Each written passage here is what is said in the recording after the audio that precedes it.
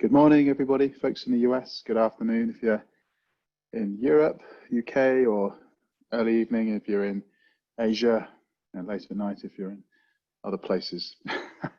So my name is Phil First. Welcome to today's webinar. I know we're in the dark dog days of summer before Labor Day next week. Work at home Labor Day, digital Labor Day, whatever you want to call it. So we'll have a good recap of what happened to the world in the last 6-7 months, and we've got some fantastic data to share with you in a study that has never been done in 2 time phases before, half pre-COVID and a bunch post-COVID. So we've got some really good comparatives on how mentalities and mindsets shift, priorities shifted, and we'll be sharing a lot of that with you today. I'm joined by our collaborator in crime, KPMG. Cliff Justice is with us, the global lead for emerging tech, digital, and intelligent automation at KPMG, and Saurabh Gupta, who's Chief Research Officer at HFS. Little housekeeping. We do try and keep this as interactive as possible, so you can submit your question in the little panel on the screen. I'm sure by now you're all familiar with Zoom. Yep. So click on the Q&A icon, send a question in. We'll try and get to ones if we can, especially if they're relevant. So look forward to hearing from some of you. And I'll just start with a famous Prime Minister, country I'm from. It's a great wartime Prime Minister, not the greatest peacetime Prime Minister for his sake, unfortunately. But he did say one thing which I think really does reign true. Reign true today, is that you just can't in this world waste a good crisis. You really can't do that. And there's never been a time like this in what we call a sort of an economy, a pandemic economy, not paradigm economy, which has changed the world. We'll all look at 2020, I think, as a year where everything changed. The world went to a different place. Ethos has changed, politics changed, economies changed, viewpoints changed, healthcare changed. Everything changed, and we'll be talking about that today. How much has changed, and we won't have a period as disruptive as this in our lifetimes. God forbid another world war or climate meltdowns, which could be seismically terrible as well. But this is a time that we've come through, probably at the halfway point. I hope, touch wood, in 6 months we should start at least sensing the exit point to at least exiting a pandemic. The world post-pandemic won't necessarily be the same as pre-pandemic, but I think we're kind of at that halfway point. There really are some incredible opportunities for some. I mean, this is the purest digital flip you've ever seen. And if you're in the tech space, or if you're in a model where you can really gravitate towards pure digital, you can do things faster, cheaper, better, quicker, more timely than you've ever envisaged. And some businesses are finding that very, very quickly. Others, unfortunately, can't. They might just not be capable of making that shift. They might be too tied to an analog world or a world of production that requires a lot of heavy lifting and moving and things. So, but we are going to see a whole wave of super agile, digitally savvy, energized businesses that don't rely on these legacy infrastructures.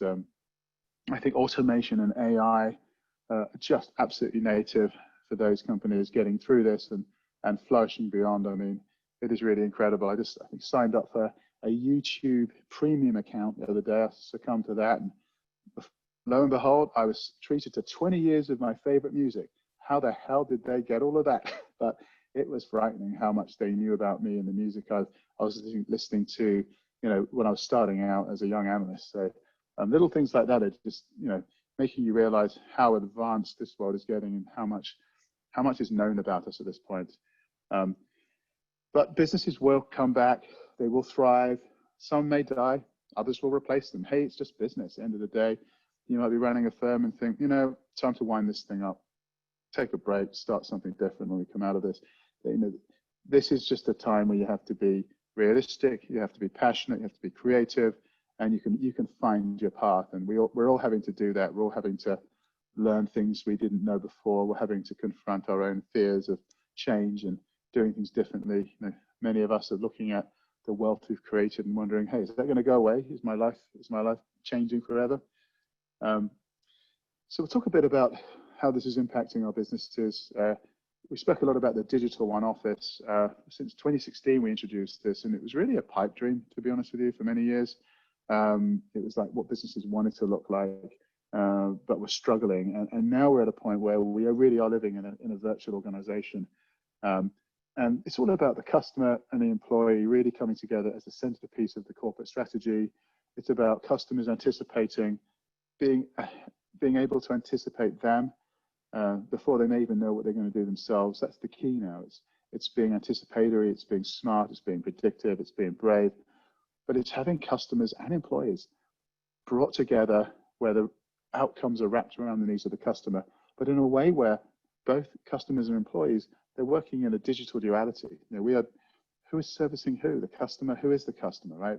The employee is now enjoying many of the same digital benefits that the customers were, because employee experience is now part of customer experience. You go to work now, you plug in and you're at KPMG or IBM or HFS or wherever you are.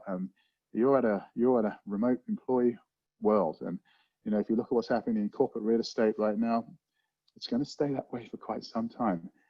And so the one office is really the virtual organization. It is the human-centric customer experience empowered by a human-centric employee experience. Those are the experiences, and the whole thing is managed by digital. It's managed by automation, human augmentation, and great insights. So you've got to have your digital underbelly. That's how do you secure, how do you cloudify the work that you need done? How do you unify that data? How do you bring it together? How do you migrate it? How do you manage it? How do you make it effective? And then how do we augment people? You know, how do we really take that digital workforce and get it to operate many of the mundane processes and work that we don't have to do anymore, right? People now can leverage their social skills, their empathy, their intelligence, their communication capabilities. The fact that there's great people to work with more than ever before. And I think we've all experienced, especially when we're in a quasi remote working situation, which will probably stay with us beyond this pandemic. Your personality and your empathy and your ability to work with people and solve problems with others is stronger than ever before, right? This is how we spend our time. I'm sure we've all spent more hours than we've ever envisaged talking with clients and colleagues, staring at each other on video screens, because that's how we do things. And that's how we'll continue to do things, and faster, it's cheaper, it's more efficient, it's digital. You know, this is the first time I think digital has ever had a universal meaning, because we've complained bitterly for a decade about digital. It means different things to different people. But right now, digital is operating in a virtual model. Everything is virtual. We're all in the same environment. We're doing business in the same environment, and we need technology to make this happen for us. And the final piece is all about being anticipatory with insights, with data, being predictive, having cognitive capability, leveraging machine learning like it's never been leveraged before to really build out deep thinking and learning in our processes and ideas, because it's the foundation of the virtual workforce. It's where automation tools augment the employer's digital capabilities, and the workplace becomes much more of a plug and play, work from anywhere scenario. It really is. So what we have to think about here is addressing the core of the business, because it's not only to save ourselves, it's to save our business. And the first thing you have to do in this type of world is find your bottom. You know, devise a financial plan to survive the crosswinds of a recession that we're in, a choppy recession. We don't quite know how deep it's going to get, how long it's going to go, and we have to figure out how to navigate this somehow. And we can talk about lovely words like resilience, but we can't avoid the one reality of surviving what we're experiencing, having a decisive financial plan to survive, because without it, we'll continually panic and flounder and never be able to attack our markets with a game plan to come out of this on top. So we have to find that chink of light, that North Star to guide our organization to the market leadership that we really crave. It really is important that we do that.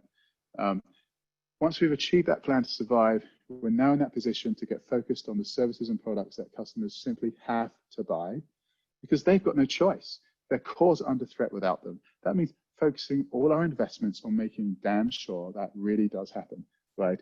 So your clients, your customers, your partners, you want to work with people who found that North Star, who know where they're going, because they will make investments. They will know what they're doing. They will be decisive. and they will have plans and ideas. Whereas if they don't, and they're floundering and they're still trying to figure this out, they're a volatile customer at this point. Do you want them?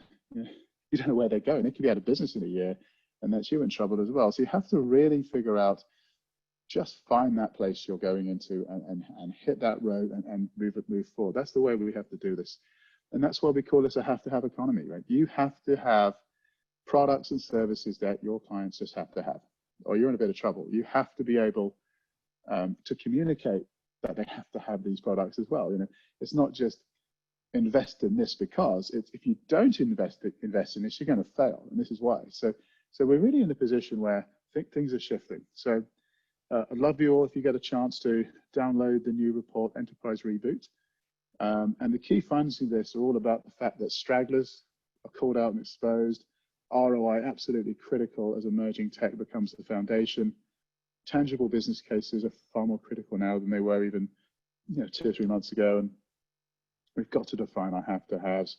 We've got to optimize core industry client-facing functions, and we've got to have much more efficient, sophisticated AI-powered and cloud-enabled capabilities as the growth platform. Work from home, it's forcing cybersecurity to become a C-level mandate. This is the exposure we've now got to hackers, ransomware specialists. This is driving interest in things like 5G, for example. And the power of and, as my colleague Saurabh loves to say, is much greater than or. And just remember, recessions do end. We do expect spending to resume in around another year. These things, they do end eventually. They change the way the world operates. I think we all remember 2008. I don't think anyone traveled for about 3 years or had an expensive meal out, and then we gradually fell back maybe into our bad ways. But this time I think it's going to be a little different. I don't think there's going to be a quick V-shaped recovery and return to crazy spending and Wall Street investors who are just still pumping money all over the place. I think we're going into a very different period in our history. So I'd like to hand on to Cliff, who's going to really talk about some of the risk exposures of COVID-19 and how KPMG sees the world in terms of the recovery patterns and that sort of thing. Yep, thanks, Phil. And good morning and good afternoon, everybody. So as Phil said, this is a complex problem, and it's not the same for everybody. The recovery is going to be very different. It's going to require different investments. It's going to expose certain industries in different ways. So if you look at this chart, you can see how this recession, this particular impact, is affecting industries in different ways. So you have really two dimensions to this. You have the pace of recovery being slow or quick, and then you have the degree of permanent change to the industry and the entire economics of the value chain of that industry. So some industries are doing quite well even right now. Online retail is doing quite well. Technology firms are doing well. Food delivery and logistics all doing well. Some hitting record high revenues and stock valuations. Innovations in medicine like telemedicine doing quite well. Streaming media, record performance. These interaction platforms like the ones we're on now, and the innovations that are evolving very quickly. So these companies in this upper right quadrant are not seeing the same kind of pain as the companies in the upper left quadrant, the hard reset. So airlines, hotels, restaurants, face-to-face entertainment venues, higher education, energy, brick and mortar retail. These are industries that are, they are going to have to really change how they operate in order to come out of this recession, and it's going to take a while. It's hard to think that after all of this, after a year, even with a full recovery, a vaccine, the health problem, if the health problem fully goes away, that everybody's going to go back to work full time. Everybody's going to get on a plane and commute the way they were commuting before. Some of it will come back, It's just not going to come back in the same form. So these companies are going to have to rethink how they do business, what their business models are, what their operating models are. Then you have, so these industries are going to have permanent change, either positive or negative. And then there are going to be these industries that are, it's going to be a less of a permanent change to the economics, but you'll have industries that emerge quickly and then emerge slowly. So industries like travel and leisure, the change in automotive with a bias towards electric, insurance, healthcare, professional services, real estate, all going through major change. They're going to have to transform and reemerge. So you have to look at the recession. You have to look at the investments in more of a bifurcated, multi-dimensional, multi-variable lens, because these industries are being affected differently. So investments are going to have to take place in different formats. Some companies are in much more dire financial circumstances, and those are the companies that are requiring more cash to transform. So this is showing up in our report. This is showing up in the study that's done, how companies are going to have to recapitalize and get the C-suite involved and really determine where the ROI is before investments are made. So if we go to the next slide, Saurabh, I think you'll walk through how we did the research. Yeah, sure. Yeah, thanks, Cliff and Phil. I think this was one of the unique studies, not just because of the circumstances and the economy that we were doing this, but we did this study in two parts. And in some ways, I'd say we were a little fortunate to be where we were. And the two phases were, we reached out to about 600 different enterprises in the March-April sort of time frame, which was really pre-COVID, where we didn't really fully understand what's going to be the impact of this pandemic.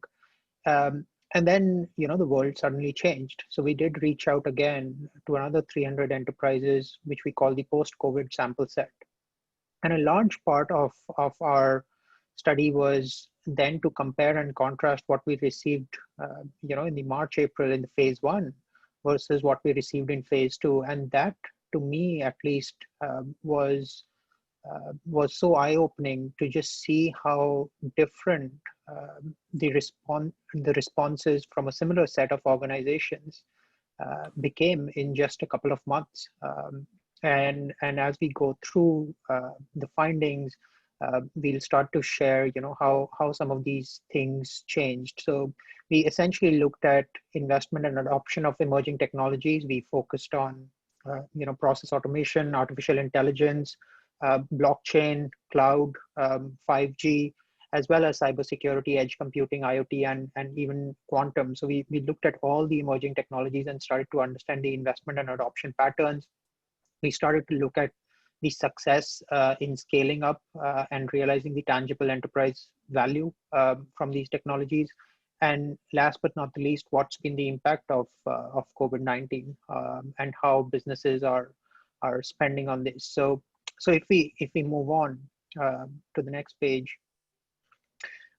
I think this was one of the key findings by really looking at the size and pace of the technology investment amongst this group of enterprises that we looked at.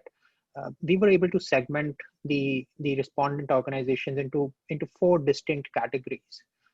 We called one of them superheroes, and they realized significant impact and were backed by robust investments. We had sidekicks, who to a large extent resemble superheroes, but they just lack the confidence of superheroes, and that's important, especially in today's economy. We then had strivers, who were making robust investments but were not realizing value. They were the ones who were the most frustrated bunch of respondents. And then last but not least, we had the stragglers. This was the this was the group of organizations which had relatively low investments, and we also saw the poorest results from technology adoption.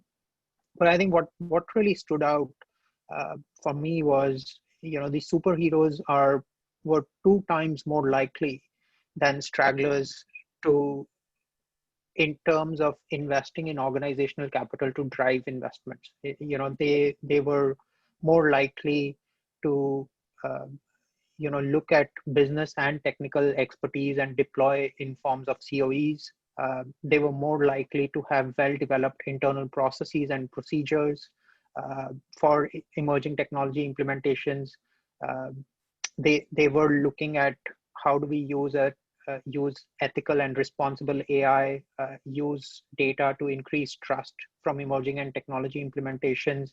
They had much more clear roles and responsibilities to decide how do you sort of do these technology implementations. So they were not just throwing money at technology. They had a method to the madness, and that to us was what really separated the superheroes from the stragglers. But I think we were also having a very interesting debate as we were preparing for this webinar yesterday. And Cliff, I would love to hear your 2 cents on, because this sort of also resonates with what you were saying from an industry perspective. Not everybody's in the same boat right now. This is not a secular recession like we've seen earlier. No, this isn't. This is this affects the industries as we talked about in different ways. So, in some cases, the superheroes could be in a position where they're in a business that is experiencing robust growth, a lot of confidence by the stock market, and by their C-suite. And in other areas, there may be a lot of confidence. There may be that confidence could be misplaced, Sarub, as you said. A straggler might show up in this study as somebody that just is sort of clueless. But it also may be a company that really has a strong understanding of their business, yet they're in a low growth business and in a low growth industry, or in an industry that is cash constrained and has to really conserve capital to weather through the recession and recapitalize. And I think that will show up in, as we walk through the rest of the study, how the C-suite is now more involved in every element of investments. There's more of a priority on C-suite commitment and involvement to any kind of investment decision as it relates to emerging technologies, whereas before that may have been lower down on the list. So, different industries are facing different challenges in a way that we haven't seen in the recent past. Yeah. No, I think if we move to the next page, Phil, what's also interesting is there's this dichotomy of sorts that we see. If you look at the bar on the top, almost 60% of the respondents said that COVID-19 is forcing them to accelerate digital initiatives. But then very few, just 13% are saying that we have significant money to invest in emerging technologies. And that's, in one ways are 2 polar opposite behaviors. And that's why I think the implication is that, and we'll see this as we go through, that ROI is becoming super duper critical as we make investment decisions. We can't just, our strategy can't be a dartboard where we throw darts and hope that something will stick in the center. I think it's got to be a lot more laser focused. We've got to look at ROI, and we've got to come up with a completely new playbook of how do you do a lot more with much less. Because let's be honest, we are heading into a recession, and while there will be different industries, we can't just be cash will be king as we go along. But would Yeah, love to hear your perspectives as well, Cliff, on what you are seeing on ROI. yeah. So this is I think this is the interpretation of this information and this data is really important, because this doesn't mean that companies aren't investing. It means they're focusing their investment, and many companies are investing more in more narrow areas, and they're pivoting and shifting investment from a broad portfolio of technologies to a much more focused portfolio of technologies. In some cases, and in this survey, this pointed out that the respondents said at least more money. 13% of these respondents will invest more money in emerging technologies. But I think what we're finding with this, and in the context of that statement, is these investments across the board are going to be more focused. Technologies that are further out, maybe more Horizon 3 type technologies, are going to get deprioritized very clearly for the near term for these technologies that are demonstrating an ROI, because technologies like automation and technologies like artificial intelligence that support automation and enable automation, technologies like cloud, which allows scalability and growth, and power some innovation and change in a way that you can't do it with on-premise. These are technologies that are needed and necessary to come out of this, and those investments are not being deprioritized. Boards and management teams are working to build the business case, find the ROI, and invest in those technologies that have a return. Yeah, no, absolutely. And if we go to the next page, I think that sort of becomes absolutely clear that, when we compare from our phase one set of respondents, it was about cost reduction, improving decision-making, a number of other things. And now if you look at technologies like automation, AI, cloud, it's all about, essential for future survival. It's like survival is on the line for us, and emerging tech is the silver lining. And that's where, again, the point around ROI, around being laser focused, around being picky and choosy, and around being the ability to focus on the right set of technologies is very, very critical. If we move to the next page, I think that's also very interesting. This was to me an eye opener. I would love to get your reactions as well, Cliff. Is, you see, developing the business case has moved from number 6 as a challenge to number 1 suddenly in 2 months. And the other point here is that, when we look at the challenges, none of the challenges here are about technology itself. They're about, developing the business case, getting commitment from the C-suite. Yes, there's a lot of cultural failure of risk as well. But the surprising element, how quickly the mindset changed within 2 months and how ROI and business case is now top of minds. Would love to hear your views, Cliff, as well, because you both have an internal role and an external role, and would love to, see how this is panning out for you. Yeah, the business case before is important. It wasn't number 10, but number 1 was how do we change the organizational culture to embrace emerging technologies? That was the number 1 challenge. Going into March. But after the realization of the impact of the pandemic set in, that moved to number 3. And the number 1 thing is, how do we survive? What technologies do we invest in that are going to have a tangible impact on our survival?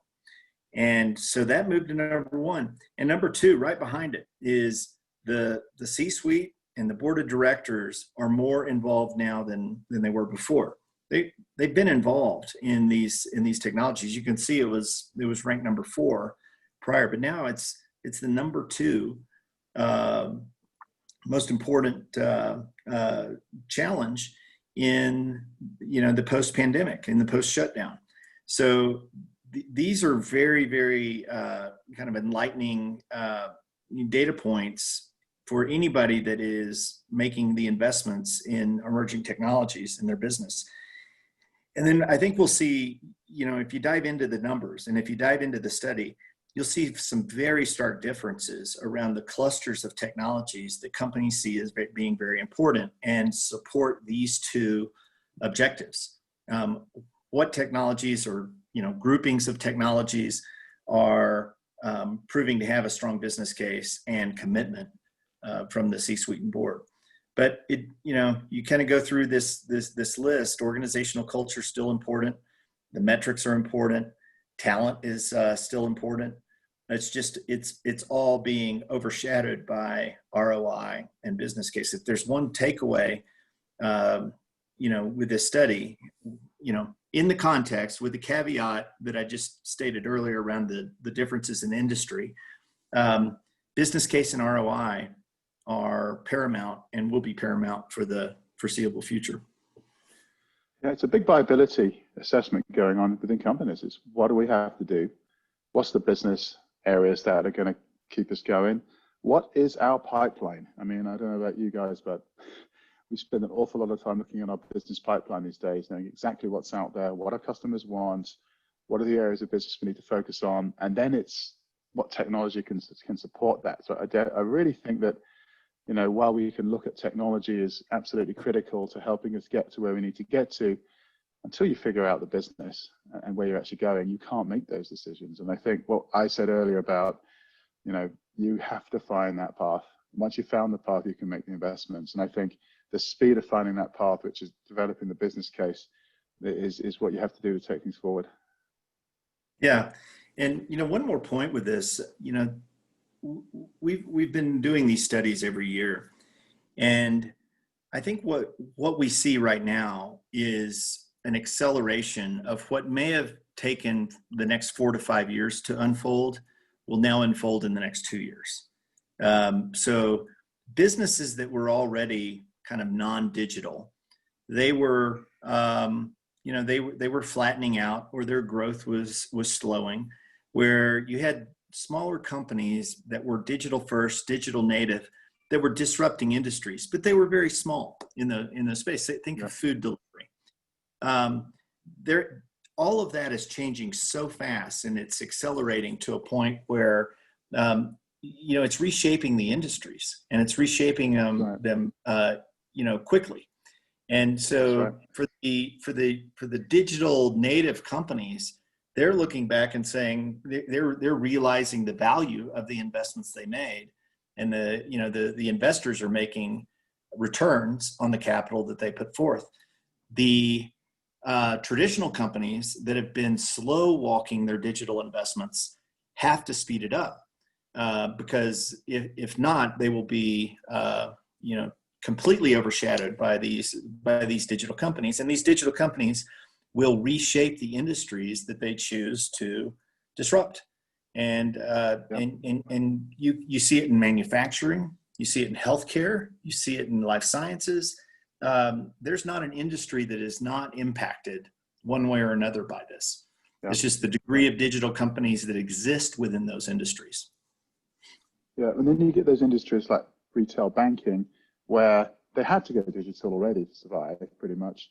And now they have an opportunity to eradicate that 30-40% of the business, which was still reliant on physical infrastructure, because you had elements of their customers who still wanted to go into a bank. Those days are numbered, I think, and they have to go fully digital now to be effective. And it's like the speed with which you can actually make those final shifts versus those banks which are fully digital already. So some businesses, you absolutely have no choice. Others, it's kind of like wait and see.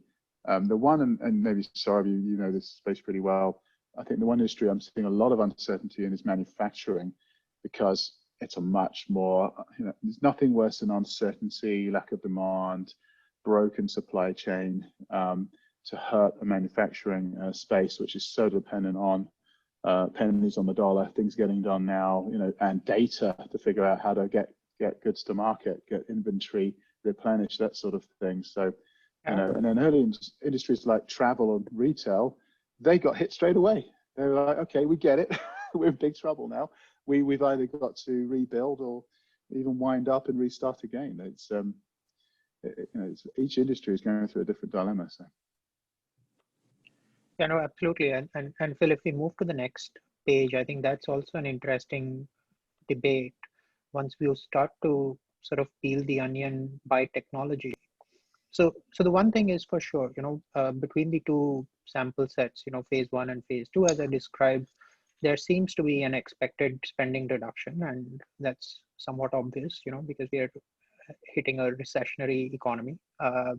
However, what's very interesting is, when you look at some of these technologies like AI-powered smart analytics, process automation, or hybrid or multi-cloud, the reduction in spend is pretty much flat. It's almost the same as we were going to spend pre-pandemic.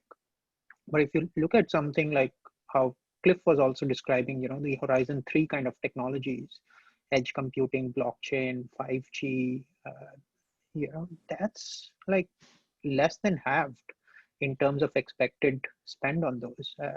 And that sort of is a clear indication of what Phil, you described as the have-to-have economy.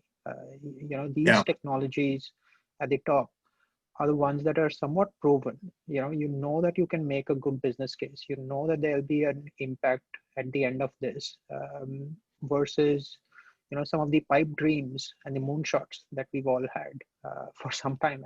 I think the time for those technologies is perhaps going to be 6 to 12 months later. But right now, people are just focusing on AI, automation, analytics, and cloud. Yeah, and Saurabh, I think this is a really good, these are averages, and they are weighted averages. But if you're to cut this by superhero and stragglers, you'd see even more investments, by some companies, by some industries, and some companies in AI, automation, and cloud. The averages still are not that much affected because some companies just don't have the capital. They're in a massive cost takeout effort. But even with the average being 2 million on average less than before for AI powered analytics, there are many companies that are actually increasing their spending. Same with automation. So these are I think important averages to look at. And when you look at kind of the sentiment across all of these different companies in March through April, May to June, as Saurabh said, this is very enlightening around where the money is going. Yeah, no, and you're absolutely right, Cliff. In fact, when we looked at these superheroes versus stragglers, the superheroes are absolutely spending their investments on the top 3.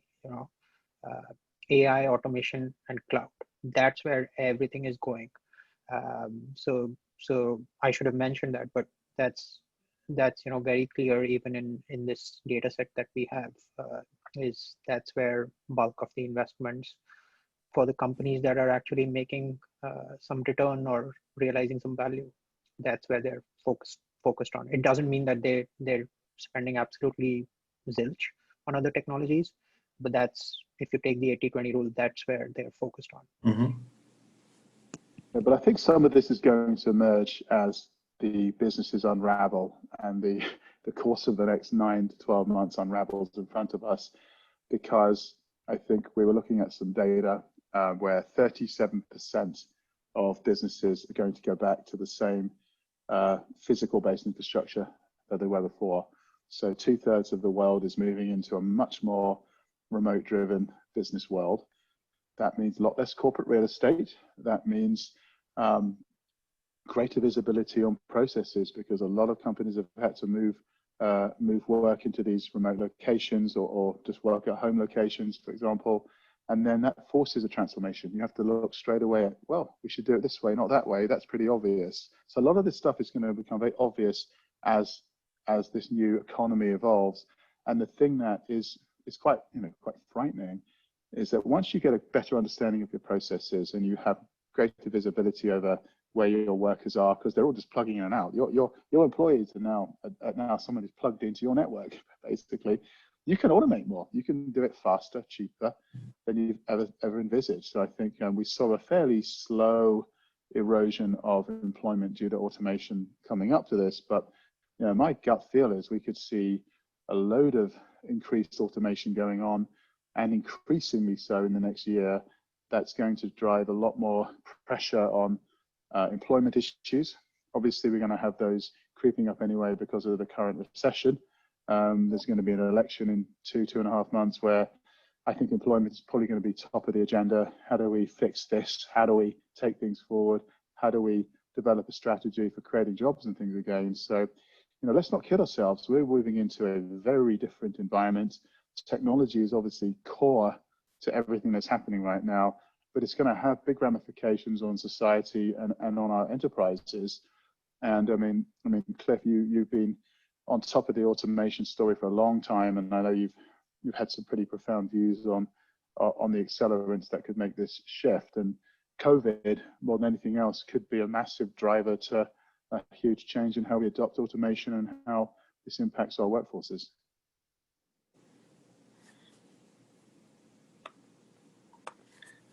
Yeah, so Phil, I agree with that. And so, one of the questions that I saw come into the chat is how does all this affect geographic deployment strategies, and I assume it's offshoring is the question. What's localized delivery versus offshoring? Well, I'll tell you, there's a lot of forces other than COVID at play when it comes to, geographic. There's geopolitical forces that are kind of at play, which have kind of had a reverse globalization effect for a number of years. For maybe the last 3 or 4 years, there's been this kind of pressure and trend to bring work as close to the markets, whether it's in U.S. or Europe or other places. The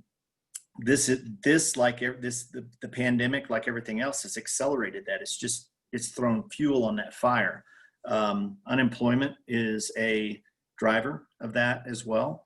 The technology itself and the continuing, very rapid, rather, improvement of automation technologies. It's getting better and better. The recalcitrance for the improvement of the technology is low right now. So we're just seeing very rapid innovations in automation. It's integrating faster. It's not just RPA. It's low code. It's artificial intelligence. It's many of these technologies coming together on a cloud environment that's making it better, faster, cheaper to automate, and it allows more of a reduction in total work. So it doesn't mean that the labor is coming back necessarily. It's just changing the process and transforming the process to automate the process.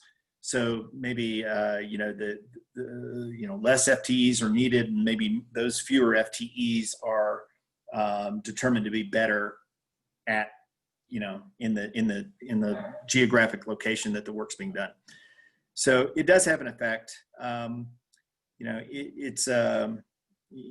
think the jury's out on how large or long lasting that effect will be, but it does have an effect on the workforce. Yeah. Yeah, no, So absolutely.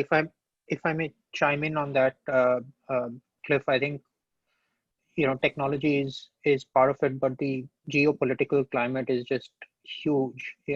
Right now, if you look at the unemployment levels in US, they've shot up from 4% to, I think right now it's at 10% or something.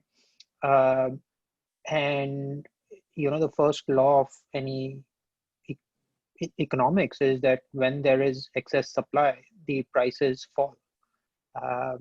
So while we've been talking about the flattening of the curve in terms of the pandemic, I don't know what's going to be the impact on the flattening of the curve when it comes to labor arbitrage,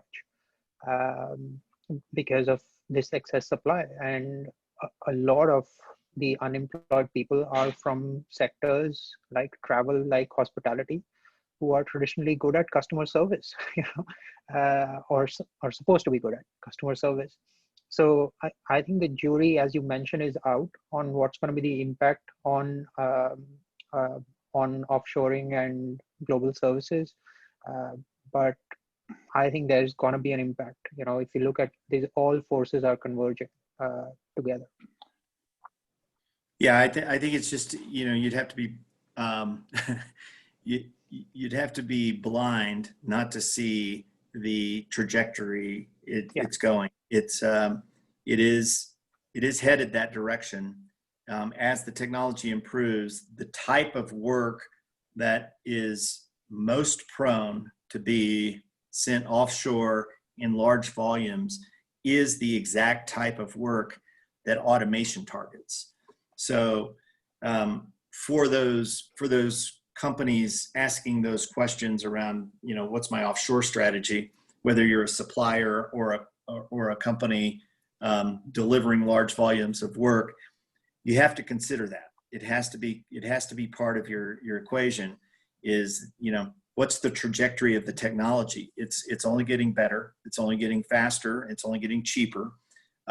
More companies are getting mature at deploying these automation platforms. Customers are getting more comfortable using it.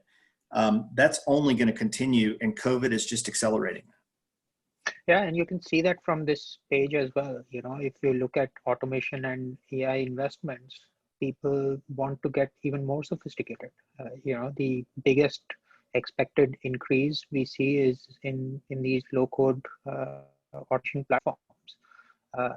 We are finally seeing, people are realizing what deep learning can do. Almost, everybody has some sort of machine learning algorithm running behind the scenes, but there is a lot more interest in, deep learning and what the ramifications are in terms of computer vision or, NLP, NLG is just tremendous. I think where we are headed right now for most industries is this concept of what we call the AI powered and cloud enabled is emerging as the growth platform for, be it in that surge column that Cliff you mentioned, or be it in the hard reset column. I think both organizations both sets of industries for different reasons have to, embark on this AI powered cloud enabled journey. Yeah, and the one takeaway that I think everybody should have about the low code, kind of this wave of low code, this is more of a democratization of development, and it's in its early stages right now. I mean, what you see today is developing and improving very quickly, and it's going to bring the capabilities of developing and deploying technologies in a very rapid, very agile way to people that don't have deep expertise in coding and programming. The business process, the business problem is going to be much closer to the technology with people developing these skills to drag and drop and build technology, whether it's a simple software or a mobile app, or you look at the low code version of AI, which is auto ML. You're able to bring these low code concepts into very advanced technologies, and that's just going to continue, and it's going to bring the technology closer to the business and closer to the customer, closer to the business problem. Interesting. So I got a question, and maybe Saurabh, you want to have first stab at this one, about what are the expectations on third-party service providers at the moment? expectations from third-party service providers, I think it's what we summarized earlier, is how do you do a lot more with a lot less? The third-party services in general have done a good job in terms of operational cost reduction. Um, it started with, let's be honest, labor arbitrage, and then became more sophisticated with Lean Six Sigma, and then over the last decade or so, we've been talking about digital. But let's be honest, very few enterprises have been digitally transformed. A large part of the value proposition continues to be, operational cost reduction. And I think what's going to happen now is we'll need a new playbook in terms of how do you drive a lot more value with a lot less people or a lot less cost. So I think we'll have to, while jumping onto a new S curve for cost reduction, I think we'll have to figure out how do we drive value, and it comes back to these trends that we are talking about. How do they use more and more emerging technologies? So I think it's back to how do you do a lot more with a lot less? I think people want more partners. Enterprises want partners who can help them through this journey. But I think it can't be the tired old, legacy outsourcing, offshoring sort of value propositions. I think we need fresh thinking to make outsourcing sexy again. Well, you've got the short term, the long term going on here, right? So we talk about have to have. There's also have to change, right? So do you have to change right now, or can you put that on hold and change that one later? A couple of questions about, do we think a lot of offshoring is now going to be transitioned to labor in the cloud, right? If it makes sense and it can be done quickly and it can drive a ton of cost savings, sure, loads of companies will do it. However, if it's costly, if it's time consuming, if it's going to drive priorities elsewhere, I don't think so. I think there's going to be what has to change immediately to get us to where we need to go, and what can be done expediently and driving out costs. For example, I think there's been a couple of quite large outsourcing deals signed where one provider took on both apps and infrastructure. The consolidation was down from like 3 to 1, and so clearly there was some immediate cost savings for the clients, and they could throw everything with one throat to choke. That clearly made sense in those situations because it was a quick hit, quick saving, move on, and then use those savings to inject elsewhere. I mean, Cliff, you look at this speed of change imperative right now, and there's what clients are going to do today and what clients are going to do next year, right? And what do you think are the immediates versus maybe the longer terms that we're going to see? Well, right now is just it's reformatting the priorities of the strategy in most industries, even the surge industries. The surge industries are having to hire at a faster rate. They're having to train, learning and development, and those industries are paramount. So there's kind of this kind of recurring concept of having to re-engineer so many different aspects of the business. That's near term. As it relates to third-party suppliers, they are, in many cases, they're critical parts of the enterprise. They're, the ones that are flexible and agile and responsive to their clients' needs are the ones that become indispensable. Those that, rely on a contract and, the statements of work and complex, negotiations to restructure it, those are liabilities. And, they're going to have to, clients are going to have to, reduce their liabilities and increase their assets. And those suppliers that, make themselves an asset by being as flexible and agile as that client needs to be in times like this are the ones that are going to not just survive, but they're going to dominate. Yeah. And Phil, if I may, could you move to the previous slide? Because I think we've discussed the what in terms of which technologies. We've discussed the why, where the business, I think the next one, Phil, this one, we've discussed the why, which is around the business case, the what, which is around which technologies, but where do these technologies need to be applied is also changing. I think we've looked at IT ops, back office, that's where operations, that's where we've looked at the applications of these technologies. If you look at the left-hand side chart, but I think it's becoming more and more core to the business. It's becoming closer to the client. It's becoming close to sales, marketing. It's becoming close to risk and compliance. That's where a lot of these technologies will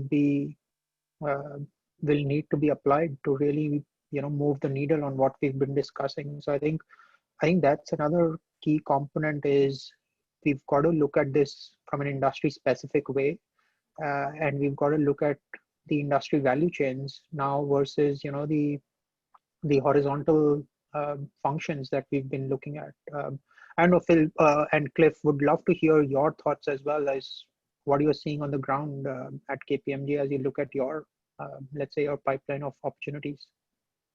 Well, if you could go to the power of and slide, I would say it's really much more summarized this way. It's, in real life, it's much more complex than this because, like I said, like everything else, there was this, in the more maturing technologies, there was already an integration in play. But now you're seeing, how do we build AI more effectively using the APIs of our vendors, the solutions that our business units are putting together, and deploying that on a hybrid cloud type of platform or a multi-cloud type of platform. So it's accelerating the combination and integration of these technologies. That's one of the reasons we're seeing low code emerge as a very useful technology concept that is permeating all of this. It's underpinning a lot of these integrations, and it's how do organizations integrate, combine the necessary technologies to reduce costs, to enable growth, to speed decision making, to access their customers, better, faster, cheaper. It's pulling these technologies together. I would say that's the and I would looking at this is useful. Looking at this slide that you have up, in real life, it's more complicated. It's more complex. There's more moving parts. Legacy systems play a role. Regulations play a role. Culture plays a role. So it's just not that easy, and it's just not that straightforward. But it is the direction and the trend. A lot of focus around how enterprises get the support they need, and I'll answer this question, and then you guys can chime in. But it really is about how much are we going to rely on third parties. I truly believe this could be the awaited nirvana for some of the service providers, because clients need help now, rapid, quick. They've got to get there. Most clients do not have the resources or skill sets to do a lot of what they have to do. And why should they, in many cases, right? You need help with complex algorithms, automation, AI. You need a partner to sort of get you where you need to get a lot faster, and they can actually help you get things done. And it's no surprise why a lot of the leading consulting firms are now moving more into managed services, because they know their clients need them on a more ongoing, continual basis. And you see many of the service providers trying to do more consulting as well, because they want to do more spot work with them. So I think there's going to be an impetus to shrink the core, work with partners who can really help them get to where they need to get to quickly, because a lot of these clients, they haven't been able to change much in the last 20, 30 years. Do you think they're going to really do it in the next 3 to 6 months? I think it's going to be a huge struggle. As long as they can figure out where they have to go, they can have partners really help them crush through some of the red tape to get there. I mean, I've seen some projects that were 12 months long and they've been done in 6 weeks. It's amazing how quickly you can move when the urgency is there. And this could be a great opportunity for those providers who've got the talent and are determined to pick their clients and be with them through this. And sorry, you track these guys a lot, and this could be a big opportunity. I mean, some of the BPS firms, for example, seem to be increasing their revenues at this point. That they're doing okay. Clients aren't walking away.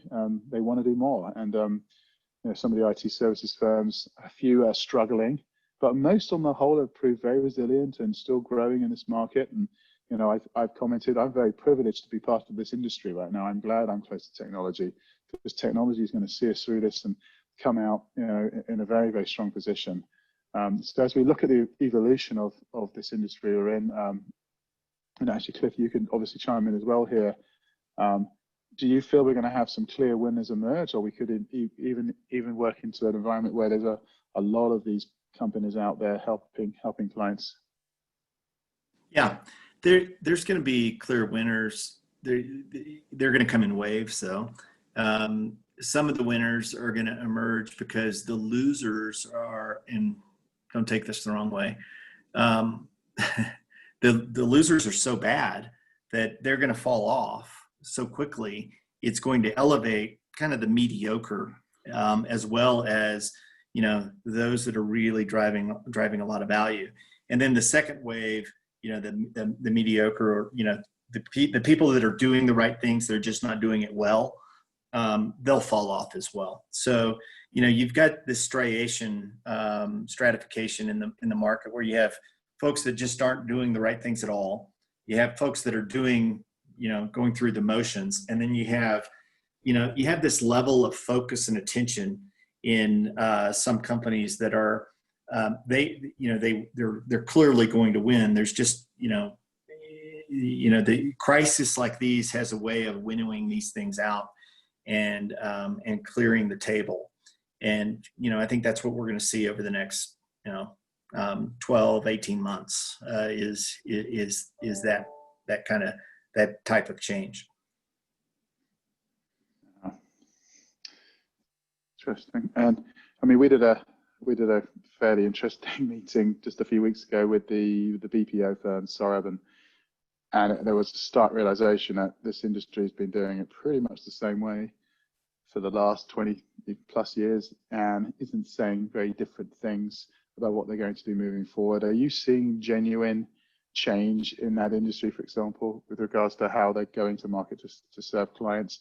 Because one of the things that I've thought about a lot today is one of the reasons that companies didn't adopt digital pre-COVID was vendors were selling it, but there wasn't a huge have-to-have need for it. I mean, it was like, this all sounds great, we want to claim we understand it, but until there's until we're kicked out of our markets, until we truly see the propositions here, we're not going to invest. But now you do have that business case, you do have that impetus to sort of move in a lot faster.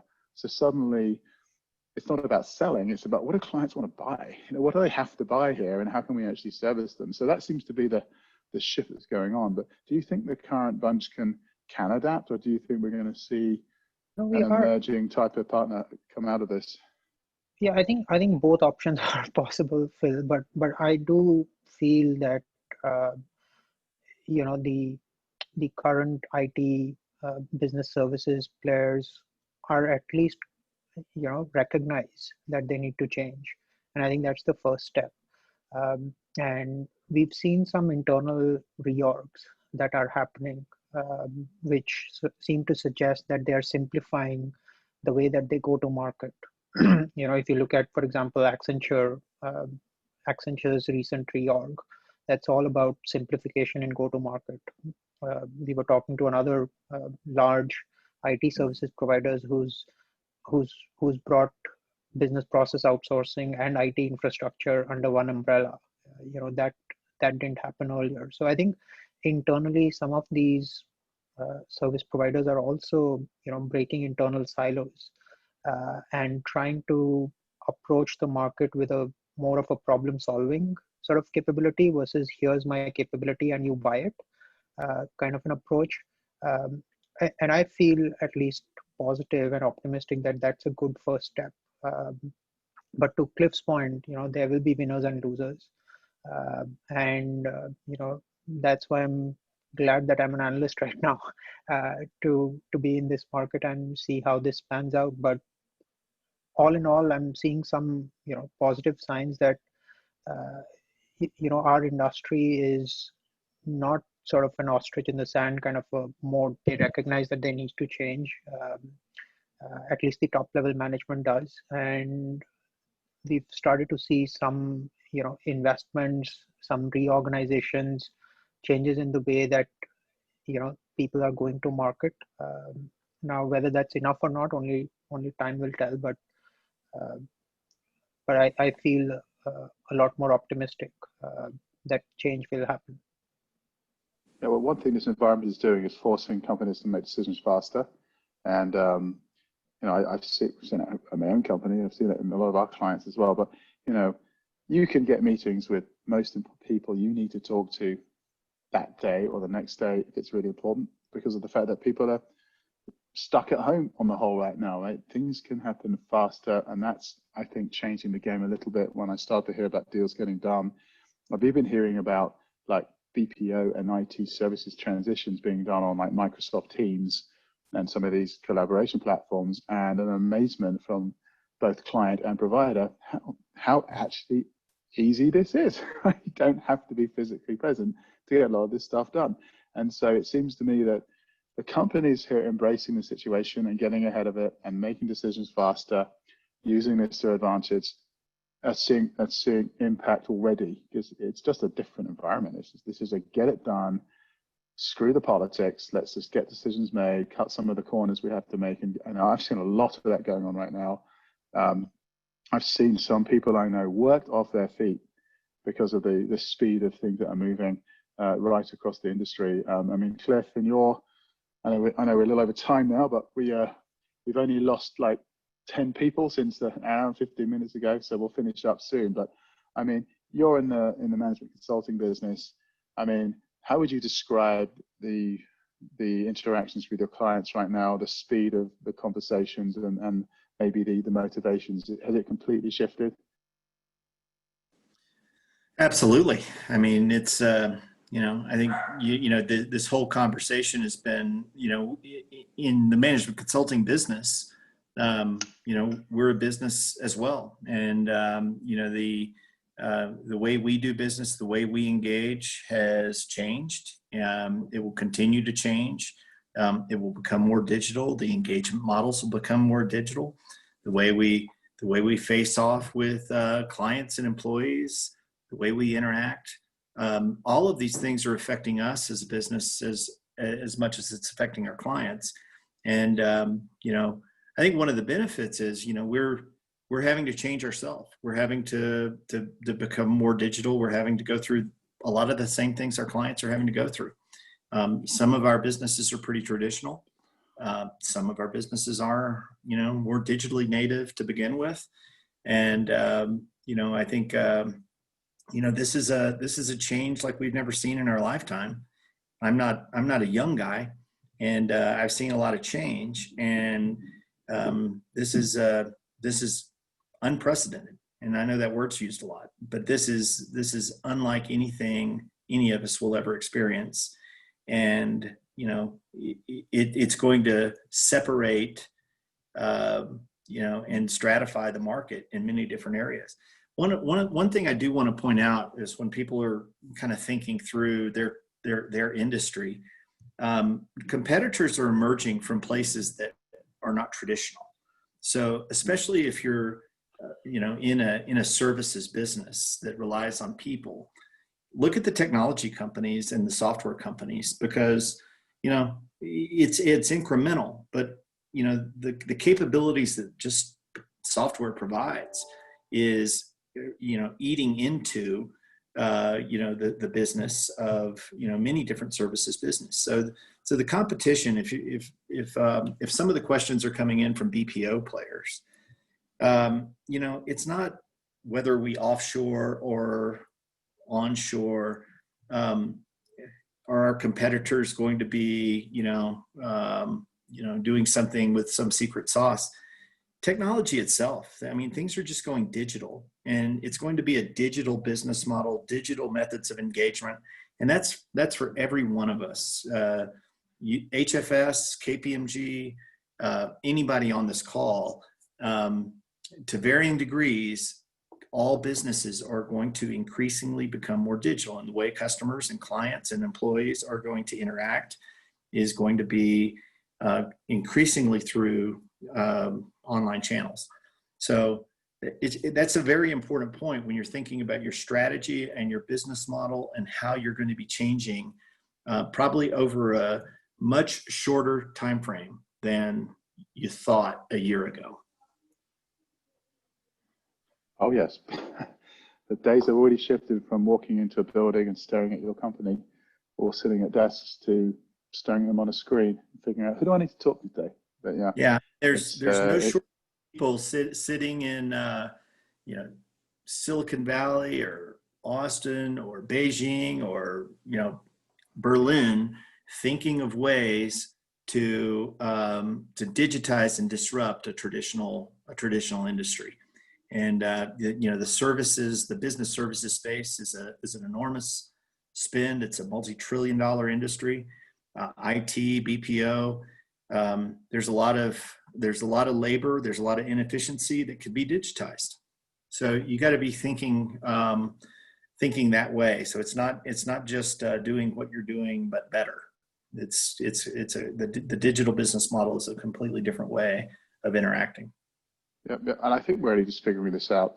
I mean, I'm staring at messages in Zoom, Teams, Skype, Twitter, LinkedIn, email, all staring at me. I'm like, how the hell am I supposed to answer all of those and carry on doing back-to-back meetings? But that might be something a lot of other people are going through as well, because that's not going to work long-term for all of us either. We're going to burn out spending all our days trying to respond to messages and talk to people when we actually have work to do as well. So I think we're going to have to all find ways to work a bit smarter, know when to interact and when not to, and things. So these personal learnings and observations are maybe coming to a head a bit as well. So let's wrap this up very quickly with one brief final comment on maybe what we'll take away most from this conversation that we might share with our friends, families, or colleagues later. Maybe Saurabh, one thing that you're taking away from today and this study. I'd say it's time to get real. We live in a difficult environment, and we've got to be real about it. We've got to have a business mindset. We need to be thinking about ROIs, and we need to be prepared to take some hard decisions. So I think the one takeaway that I have is, let's get real. Let's not live in some fantasy land that everything is going to be back to normal. And let's get real and act on it. Excellent. Cliff, one thing profound you've learned from today in the study? Yeah, I would say that, explaining this study and kind of going through this in this way, I would use this study as kind of a directional compass, kind of gauge the sentiment of, these companies that have responded, but also put it in context of, this isn't simple. These are complex times. There are many competing priorities. There are, human behaviors that are involved, especially if you're leading a business or an enterprise. And all of these factors, have to go into, your decision-making. Just kind of keeping in mind that this, what you're seeing here is truth. It is where things are going. And prioritize the investments, I would say is kind of a key takeaway. You got to focus on what is most important for the business. Communicate to the executives. Keep the leadership of the enterprise well equipped to lead through the change. Give them the information and the confidence that they need to make the investments, and move quickly, because this is this is kerosene on a fire that was already, that was already burning. So it's just burning faster. That would be my kind of high level commentary. Kerosene on a fire. Very good. And I'll add one myself. It's just quite simply, this isn't about buying software licenses or widgets or even hardware. That those come later. This is about business. This is about the fact that if you can't flip your business because you don't have the infrastructure to do it and you can't go digital to survive, then you're Blockbuster. You screwed up. You didn't get ready, and this caught you cold. People were complacently thinking, we'll just wait until we have to do something and then we'll go digital. Well, too late. You got caught in the crossfire, and you can't. Some of these companies cannot make that flip. They cannot compete. They cannot compete with other businesses who are already in a completely digital environment and get there. So I think we're starting to see a fair bit of fallout from this. Companies come back, new ones get formed, but this is about business first, and the technology is there. If you know what you're doing, if you haven't figured out your model going into this, and this caught you cold, then you have to hold your hands up and say we screwed up. We weren't prepared for the digital world, and now we're caught. But I think some companies, they have a little bit of bandwidth to make those flips because not everybody's moving at 1,000,000 miles an hour. And the reality is, the majority of the industry wasn't ready for this either. So you can flip and you can move, but you've got to do it faster than everybody else, and you've got to know what you're doing. So this is tough, but I think it's also fairly exciting, because even if our current business does fail, you can pivot your career, focus on, go somewhere that's going to be successful. There's a lot of successful areas right now, and change breeds growth, breeds innovation, breeds excitement. And Saurabh said he loves being an analyst right now. He wasn't saying that at 1 o'clock in the morning last night when he was up working still, but it is a very exciting time to observe and analyze and track what's going on. I mean, this is like, wow, this has changed beyond anything we could have dreamt of, and it's almost refreshing in a rather sick way that we're actually seeing people forced into rapid, painful decisions to see how they can come through the other side and see the excitement and change on people. And I've seen some people come alive in this market. A couple of my colleagues as well, they love the digital screen, and they've embraced this. And other people, they clearly haven't. Some people don't like this market. I had one who said he doesn't know how he can sell to clients without steak and wine. So, well, sucks to be you.